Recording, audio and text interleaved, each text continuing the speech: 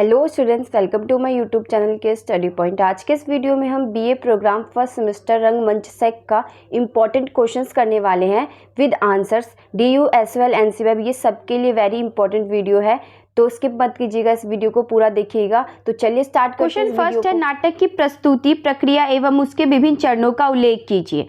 देखिए क्वेश्चन क्या है, नाटक की जो प्रस्तुति है उसके विभिन्न प्रक्रिया और विभिन्न चरणों का उल्लेख करना है कि जो नाटक तैयार होता है वो कैसे तैयार होता है, उसके विभिन्न चरण क्या है ये बताना है हमें। तो आंसर देख लेते हैं। नाटक की प्रस्तुति प्रक्रिया नाटक लिखे जाने से लेकर रंगमंच पर प्रस्तुत होने तक की विभिन्न चरणों का समूह है। अर्थात नाटक को रंगमंच पर प्रस्तुत करने के लिए जिन जिन चरणों से गुजरना पड़ता है वह सभी नाटक की प्रस्तुति प्रक्रिया के विभिन्न अंग होते हैं।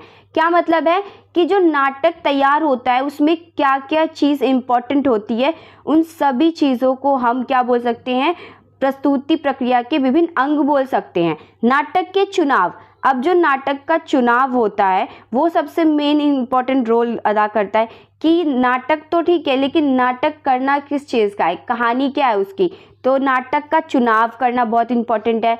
पात्रों के चुनाव, अब नाटक के बारे में हमने सोच लिया कि इस कहानी पे नाटक करना है लेकिन उस पात्र तो हमने चुने नहीं, मतलब कि एक्टर तो चुने नहीं, तो एक्टर भी बहुत इम्पॉर्टेंट रोल करता है।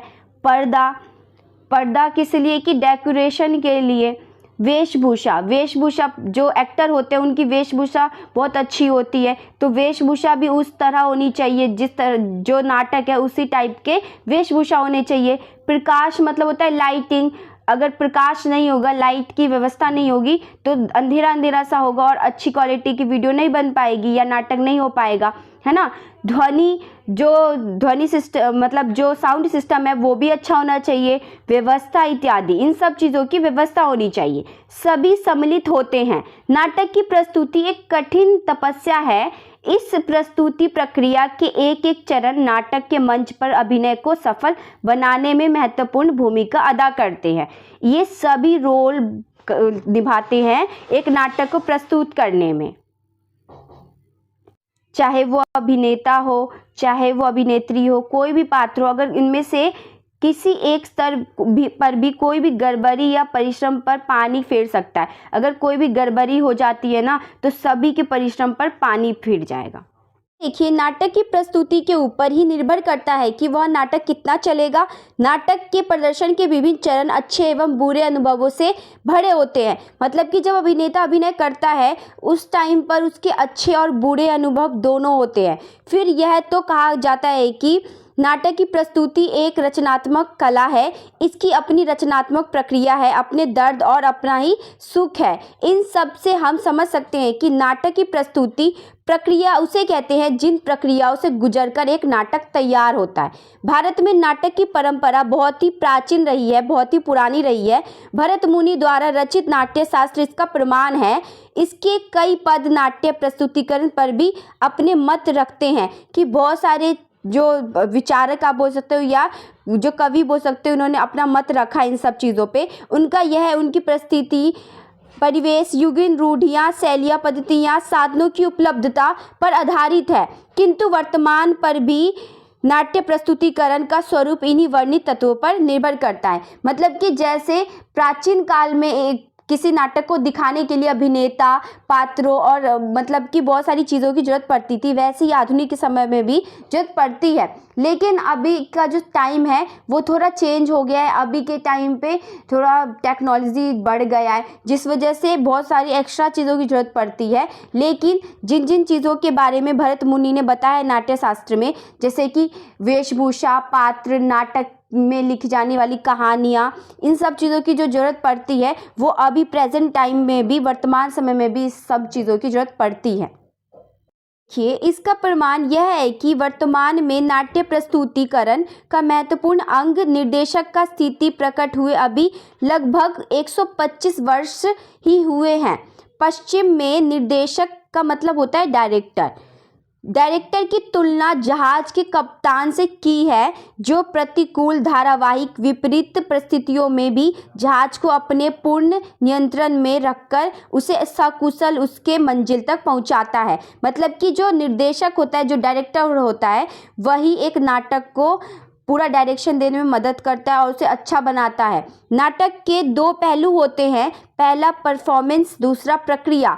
दोनों एक दूसरे का पर्याय भी माने जाते हैं, मतलब दोनों एक दूसरे के, आप बोल सकते हो कि उसके बदले अगर प्रक्रिया है तो परफॉर्मेंस है, परफॉर्मेंस है तो प्रक्रिया है, एक दूसरे से जुड़े हुए हैं ये दोनों। जिस नाटक के परफॉर्मेंस को हम देखते हैं वह कई प्रक्रिया उसे होकर प्राप्त होता है। जब हम नाटक देखते हैं तो हम पूरा नाटक देखते हैं, है ना, लेकिन उस प्रक्रिया, बहुत सारी प्रक्रियाओं से होकर वो नाटक तैयार होता है, ये हमें नहीं पता चलता है। निर्देशक जो डायरेक्टर है, अभिनेता जो एक्टर है, प्रेक्षक मतलब जो दर्शक है, यह तीन प्रमुख तत्व होते हैं। इसके अतिरिक्त भी कई चरण हैं। नाटक एक सामाजिक कला है, सामूहिक कर्म है, अतः इस समूह के समन्वय के लिए एक नेतृत्व का होना आवश्यक है। मतलब यह है कि नाटक को बनाने के लिए एक बड़ी ग्रुप की ज़रूरत पड़ती है तथा उन ग्रुप में तालमेल होना चाहिए और तालमेल बैठाने के लिए एक लीडर की आवश्यकता होती है। वो लीडर कौन होता है? वो लीडर होता है डायरेक्टर, जो सबकी गलतियों को बताता है और बताता है कि कौन क्या चीज़ सही से कर सकता है। अभिनय का स्वरूप बताते हुए इसके प्रकार की विवेचना कीजिए। नाटक में अभिनय के महत्व पर भी प्रकाश डालिए।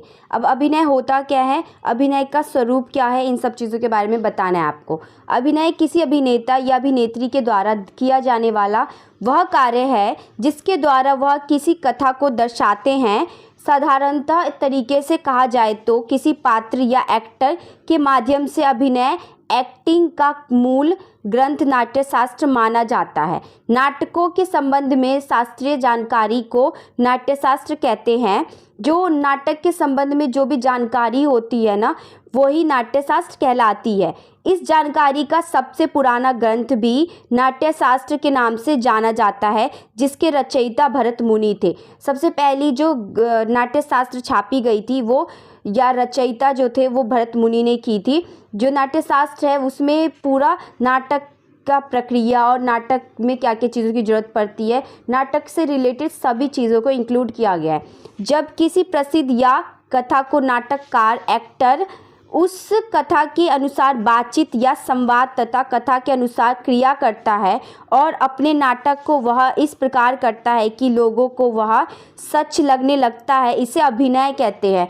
कि अभिनय हम तभी कह सकते हैं जब वो चीज़ नाटक में की जा रही है और वो जो पात्र है वो इतना अच्छा एक्टिंग कर रहा है कि लोगों को उसका जो अभिनय है वो बिल्कुल रियल लग रहा है, उसको लग रहा है कि जो पात्र एक्टिंग कर रहा है वो सच में उसके साथ हो रहा है। देखिए, अभिनय करने की प्रवृत्ति बचपन से ही मनुष्य में तथा अन्य अनेक जीवों में होती है। हाथ, पैर, आँख, मुंह, सिर चलाकर अपने भाव प्रकट करने की प्रवृत्ति सभ्य असभ्य जातियों में समान रूप से पाई जाती है। क्या मतलब है कि जो एक्टिंग करने की कला होती है ना, वो बचपन से ही मनुष्य के अंदर होती है, चाहे वो मनुष्य हो या अन्य अनेक जीव हो, कोई भी जीव हो, उसके अंदर ये कला बचपन से ही निहित होती है। जैसे कि हाथ चलाना, आँख, मुंह, सिर, इन सब चीज़ों का इस्तेमाल करना बचपन से ही आता है लोगों को। सभ्य और असभ्य जाति ये सबके पास समान रूप से होता है। 4 प्रकार के अभिनय होते हैं। पहला है आंगिक अभिनय, शरीर, मुख और सिर, हाथ, कमर, चेस्ट, पैर द्वारा किया जाने वाला अभिनय आंगिक अभिनय कहलाता है। और आँख, भौं मतलब कि आईब्रो, होठ, गाल से किया हुआ मुखज अभिनय उपांग अभिनय कहलाता है। क्या मतलब है कि जो भी आप शरीर से करते हो, मुख, सिर, हाथ, कमर, इन सब चीज़ों से करते हो, वो आपका आंगिक अभिनय कहलाता है, क्योंकि उसमें अंग का इस्तेमाल होता है हमारे। और जिसमें आप उपांग का मतलब होता है कि जो आप आईब्रो, होठ, गाल और जो ऊपर वाली चीज़ें, जो हमारी मुखज जो मुंह है, उससे रिलेटेड जो भी चीज़ें हमारे पास, उन सब चीज़ों का उपयोग करके आप अभिनय करते हो, तो वो उपांग या मुखज अभिनय कहलाता है।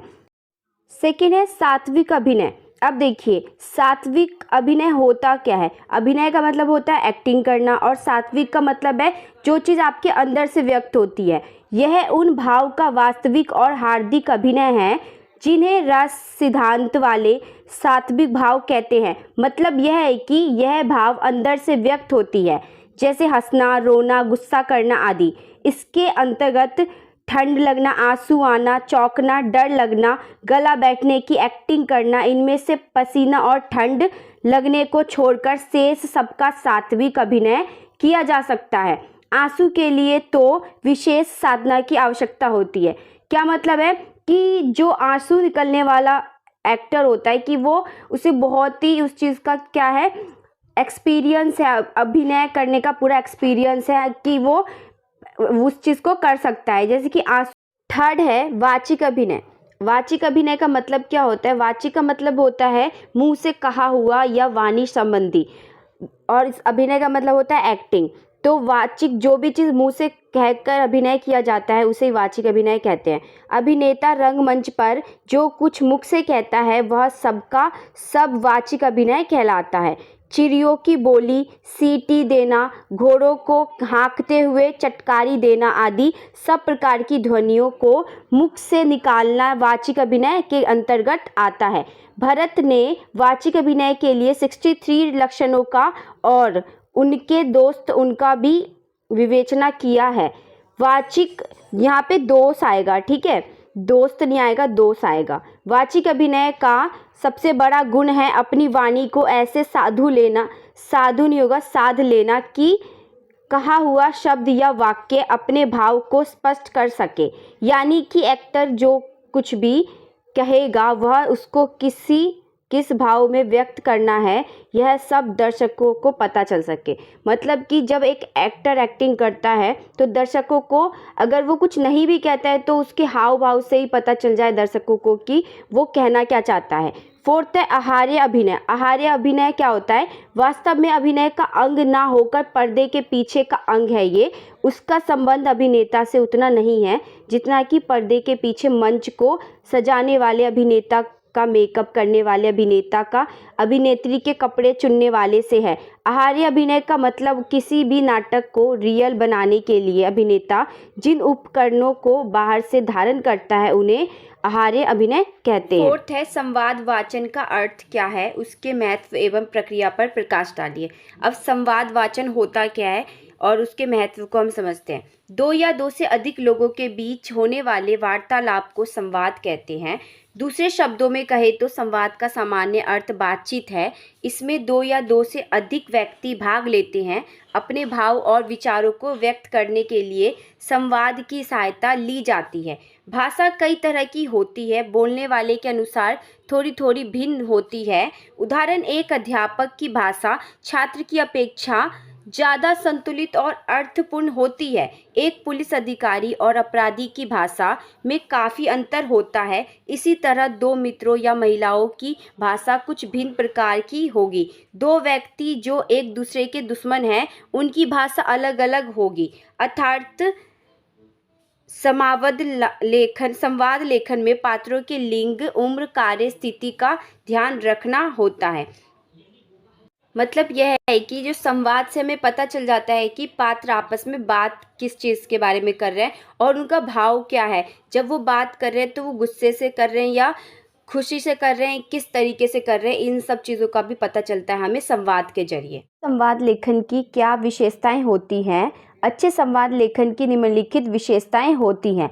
संवाद सरल भाषा में लिखा जाना चाहिए। संवाद में प्रवाह, क्रम और अर्थपूर्ण विचार होने चाहिए। मतलब कि जो भी चीज़ संवाद हो रही है उसका कोई मतलब होना चाहिए और एक क्रम से होना चाहिए, सीरियल वाइज होना चाहिए ताकि लोगों को समझ में आए। संवाद देश, काल, व्यक्ति और विषय के अनुसार लिखा होना चाहिए। संवाद में जीवन की जितनी अधिक स्वाभाविकता होगी वह उतना ही अधिक सजीव, रोचक और मनोरंजक होगा। संवाद का आरंभ और अंत मज़ेदार होना चाहिए। मतलब कि एक ट्विस्ट होना चाहिए नाटक में ताकि लोगों को अच्छा लगे। संवाद अगर मान लीजिए जिस देश का इंडिया के बारे में तो उसमें इंडिया से रिलेटेड ही चीज़ यूज़ होनी चाहिए और बातें होनी चाहिए। समय का भी बहुत महत्वपूर्ण रोल होता है इसके अंदर। व्यक्ति और विषय, इन सब चीज़ों पर महत्वपूर्ण योगदान दिया जाता है। अब इन सभी विशेषताओं को ध्यान में रखकर छात्रों को संवाद लिखने का अभ्यास करना चाहिए। इससे उनमें अर्थों को समझने और सृजनात्मक शक्ति को जागृत करने का अवसर मिलता है। उनमें बोलचाल की भाषा लिखने की प्रवृत्ति जागती है। कलाकार संवाद के द्वारा ही दर्शकों तक अपना अभिनय पहुंचाते हैं तथा कलाकार दो तरीके से अपनी बातों को दर्शकों तक पहुंचाता है। पहला शाब्दिक रूप से मतलब कि बोलकर, दूसरा अशाब्दिक रूप से मतलब कि भाव से या बिना बोले पहुंचाता है। संवाद को कलाकार दोनों रूपों में मिश्रित कार्य करके लोगों तक पहुंचाते हैं। संवाद वाचन की प्रक्रिया 4 तरह से प्रयोग में लाई जाती है। मतलब यह है कि संवाद से ही जो दर्शक है वो समझ पाते हैं कि नाटक में दिखाया क्या जा रहा है, और संवाद अच्छा होना चाहिए और संवाद जो हो रहा है उसमें सरल भाषा का उपयोग किया जाना चाहिए ताकि दर्शक उसे समझ पाए। संवाद वाचन का उपयोग करने के लिए 4 प्रक्रियाओं को उपयोग में लाया जाता है। पहला है तात्कालिक वाचन। इस विधि का उपयोग संवाद वाचन के दौरान सुधार करते रहने की प्रक्रिया में किया जाता है। इसमें एक्टर निर्देशक मतलब कि जो डायरेक्टर होता है, डायरेक्टर के द्वारा दिए गए निर्देशों और अवस्थाओं में चरित्र के अनुसार बोलने का अभ्यास करते हैं। कि मतलब मान लीजिए कोई भी नाटक हो रहा है और डायरेक्टर को लग रहा है कि किसी एक्टर ने गलती कर दी है, तो वो तुरंत उन्हें बता देगा कि यहाँ पे आपकी गलती है और अब किस चीज़ का रोल है उस पात्र का, वो सारी चीज़ें निर्देशक बताता रहता है। तो इसे ही बोलते हैं तात्कालिक वाचन। सेकंड है सुनियोजित वाचन। इसमें एक्टर नाटक के पात्र के पाठ को अच्छी तरह से बोलते हैं। डायलॉग को स्क्रिप्ट के अनुसार ही तैयार किया जाता है। जो डायलॉग होता है, जो भी कहानी है उसके अनुसार ही डायलॉग तैयार किया जाता है और वो एक सुनियोजित एक क्रम के अनुसार बोलता है। ऐसा नहीं है कि जो उसका लास्ट वाला डायलॉग है वो पहले बोल देगा, जो पहले डायलॉग है वही बोलेगा, उसके बाद लास्ट वाला बोलेगा। थर्ड, पांडुलिपि वाचन। इस प्रक्रिया में एक्टर अपने हाथ में कॉपी या कागज लेकर जिसमें डायलॉग्स लिखे हुए हैं वाचन पढ़ना बताना की अभ्यास करते हैं। मतलब पांडुलिपि वाचन आप बोल सकते हो कि स्क्रिप्ट अपने हाथ में लेकर वो उस डायलॉग को बोलते हैं। फोर्थ है स्मृति वाचन। स्मृति का मतलब होता है याद करना। इस विधि में अभिनेता स्क्रिप्ट लिखित अपने संवादों को अच्छी तरह याद करता है। याद करने के पश्चात एक्टिंग करता है तथा प्रस्तुति के दिन अपनी स्मृति के आधार पर ही नाटक दिखलाता है। तो स्मृति वाचन का मतलब है कि जब एक्टर याद करके उस चीज़ का अभिनय करता है, संवाद करता है, तो उसको ही स्मृति वाचन कहते हैं। नाटक को सफल बनाने में दर्शकों की भूमिका पर प्रकाश डालिए। अब देखिए क्या बोला है इस क्वेश्चन में कि जो नाटक होता है वो नाटक को सफल बनाने में दर्शकों की महत्वपूर्ण भूमिका होती है, इसके बारे में हमें बताना है। किसी भी नाटक को सफल बनाने में जितना ही अभिनेता और निर्देशक का हाथ होता है उतना ही दर्शकों का भी हाथ होता है। दर्शकों की वजह से ही नाटक प्रसिद्ध हो जाते हैं तथा नाटक अच्छा या बुरा यहाँ सब दर्शकों की वजह से ही पता चल पाता है कि जो नाटक है वो अच्छा है कि बुरा है। एक एक्टर अभिनेता तब बनता है जब दर्शक उसे प्यार देते हैं।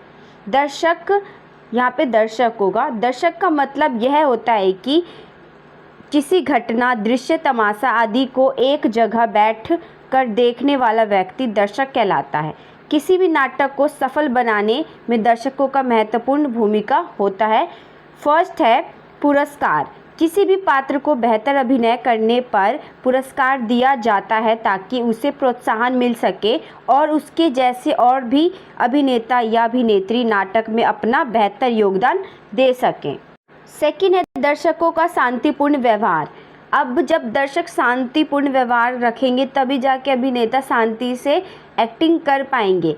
दर्शकों को हॉल में शांति बनाए रखना चाहिए ताकि वह अभिनय कर रहे पात्रों को अच्छी तरह से सुन पाए तथा देख सके, जिससे उन्हें वह नाटक अच्छी तरह समझ आ सकेगी और अभिनेता या अभिनेत्री अपना अच्छा योगदान दे सकेंगे।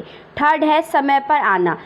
नाटक हॉल में दर्शकों को समय के अनुसार प्रवेश देना चाहिए ताकि वह शुरू से कहानी को समझ सके। अगर दर्शक बीच में से नाटक को देखेंगे तो उन्हें कुछ भी समझ नहीं आएगा और वह एक्टर के अभिनय को समझ नहीं पाएंगे।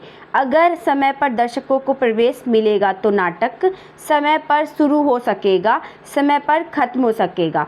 मतलब क्या है कि अगर नाटक को समय पर शुरू किया जाएगा तो वो समय पर ख़त्म भी हो जाएगा। फोर्थ है दर्शकों के विचार। नाटक के खत्म होने पर दर्शकों को अपनी राय रखनी चाहिए कि उन्हें नाटक कैसा लगा। इससे अभिनेता या अभिनेत्री को प्रोत्साहन मिलता है तथा बेहतर अभिनय के लिए आत्मविश्वास जागृत होता है। फिफ्थ है टिकट की कीमत। हॉल मालिकों को टिकट की कीमत कम रखनी चाहिए ताकि ज़्यादा से ज़्यादा लोग उस नाटक को देख सके। अगर ज़्यादा लोग देखने आएंगे तो इससे नाटककारों को फ़ायदा होगा। सिक्स्थ है कलाकारों का आदर। दर्शकों को नाटक के कलाकारों का सम्मान करना चाहिए ताकि कलाकारों का आत्मविश्वास बढ़ सके और वह अपना बेहतर प्रदर्शन दिखा सके।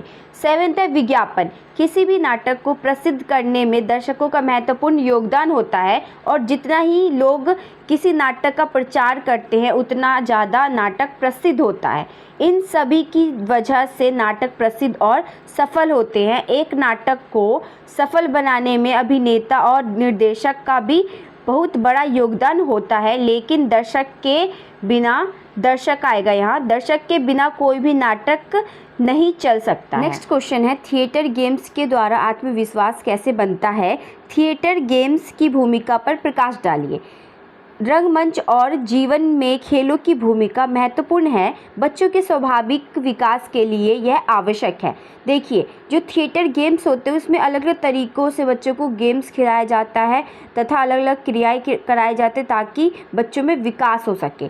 खेल में बार बार दोहराने की प्रक्रिया में सोचने की प्रक्रिया, बुद्धि, याद करने की शक्ति पर जोर डालना, खेल में कुछ बनना, कोई जीव जंतु बनना, अनेक वस्तुओं का इस्तेमाल करना आदि सभी खेल बच्चे के विकास में मदद करते हैं। इसके अलावा खेल के दौरान हंसना, रोना, लड़ना, चिल्लाना, कूदना, भागना, एक जगह बैठ जाना जैसी क्रियाएं उसे मानसिक और शारीरिक रूप से प्रबल बनाती है। मतलब कि मानसिक और शारीरिक रूप से उसे ताकतवर बनाती है।